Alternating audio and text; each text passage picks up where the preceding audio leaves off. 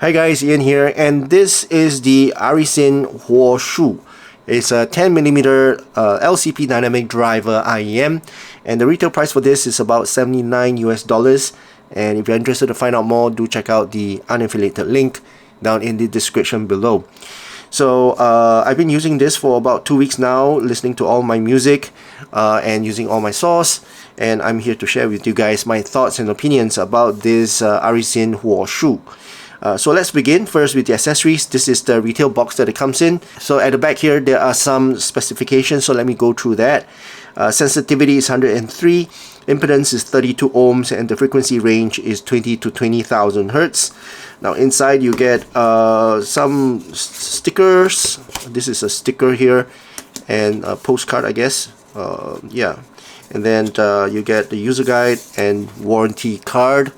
And you get a pouch, a soft pouch to put the IEM inside, and you get 3 sets of ear tips, small, medium and large, pretty standard ear tips, and then a cable, 4-core cable. So this cable is upgraded cable, pretty nice cable, and you can choose whether you want 4.4 or 3.5. Overall, very nice cable. I like the cable. Now let's talk about the design and build quality of the IEM itself. It's very simple design, medium size. The faceplate is nicely done with a very subtle branding of it. It's kind of made of wood, and then on the inner shell it's kind of curved. It's got a fin here, and overall it's quite ergonomic. And the nozzle is inserted into the resin itself, so very nicely built and well designed kind of IEM. Now in terms of fit and comfort, it's actually very nice. The shells I would say fits my ears with a smooth interior, and the contours are pretty nice, sits naturally in my ear.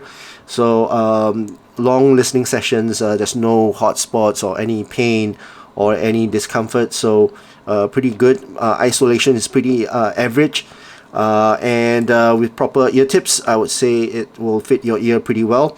So yeah, pretty nice overall fit and comfort for this HUO. Alright, let's move into the sound department. First, let's talk about the tone and timbre. And I would say this is where the HUO stands out. The tonality is natural leaning with no obvious metallic sheen. Instruments retain believable body. Guitars, they sound wooden rather than plasticky. Vocals avoid the shout or the glare. There is a mild warmth to the lower mids, preventing the presentation from feeling too sterile. It is neither thick nor thin, and the overall timbre leans realistic for a dynamic driver implementation. Alright, so let's talk about the technical performance. First, the soundstage. It is moderately wide with good lateral spread. Though it's not exaggerated, it doesn't create artificial width through upper treble lift. But instead it presents a pretty stable, slightly forward soundstage. The depth layering is pretty decent, but it's not holographic. Front to back separation is competent for the price point, but it's not class leading kind of soundstage. In terms of imaging, is one of its stronger traits. Instrument placement is clean, is stable, especially within the mid-range band, and center imaging, which is the vocals and the snares, remains focused without drifting to the left or the right. It doesn't compete with higher end multi-driver IEMs in pinpoint layering, but within the sub $100 segment, it's pretty disciplined and coherent. Now in terms of detail retrieval, micro details is well preserved. Transients in percussions are clean and clear without being too sharp, and micro details is actually quite present but not really aggressively pushed forward. But one thing I like is that the HUO avoids artificial clarity tricks, like for example boosting up the excessive upper mids, and so as a result I would say the detail representation feels natural, rather than forced on the HUO. As for the resolution, is respectable for a single dynamic driver setup. It scales modestly with better source, but it does not drastically transform the sound, obviously. Compared to typical budget V-shape earphones, the HUO resolves cleaner in the mid-range textures, though it does not reach the resolution ceiling of higher multi-tier hybrid configurations. Alright, so let's talk about the sound signature, and I'll post my graph somewhere up here. So as for the sub bass, it sits slightly elevated but is controlled. It does not follow the heavy Harman style shelf. Instead, it remains present without overwhelming the mid-range. Extension is pretty adequate, down to 30 Hz. But rumble is moderate rather than seismic. This is not for bass hits, definitely.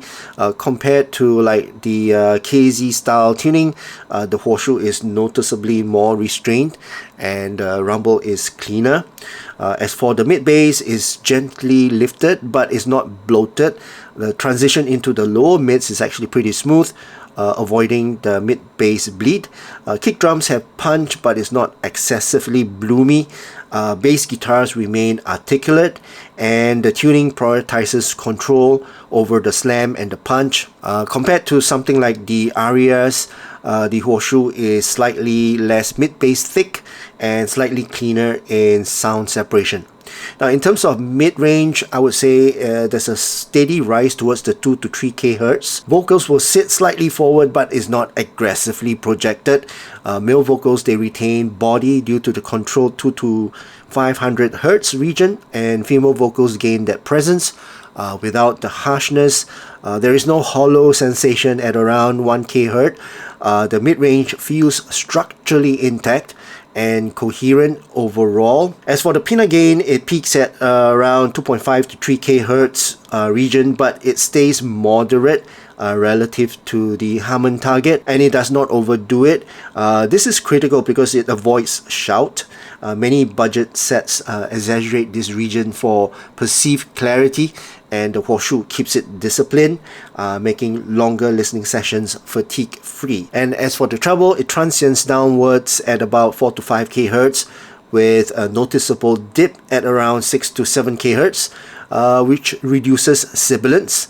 There is a controlled 8 to 9 kHz presence peak that restores some of the air and the articulation without turning it too splashy. The upper mid treble extension is about 10 kHz, which is moderate rather than airy. It won't satisfy treble heads looking for that sparkle, but it keeps cymbals natural and avoids a metallic glare. Now, compared to brighter sets like planar bass IEMs, the HUO is smoother and less fatiguing, but correspondingly less hyper detailed in the upper registers. Alright, so that's the overall sound signature of the ARISYN HUO. Let's conclude. Now, the HUO does not try to dominate the budget market with exaggerated tuning. Instead, it delivers a controlled bass, properly managed pinna gain, as sounds smooth, is non-fatiguing in terms of the treble, and is coherent and natural in terms of the timbre. Now, technically, it is competitive but is not revolutionary. Tonally, it is a mature and stable IEM.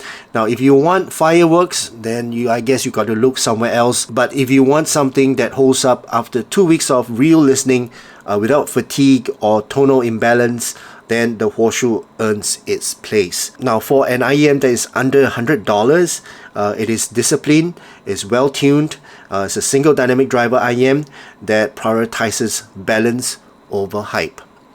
Right, so that's my overall thoughts and opinions about this ARISYN HUO. I hope you guys enjoyed watching this video.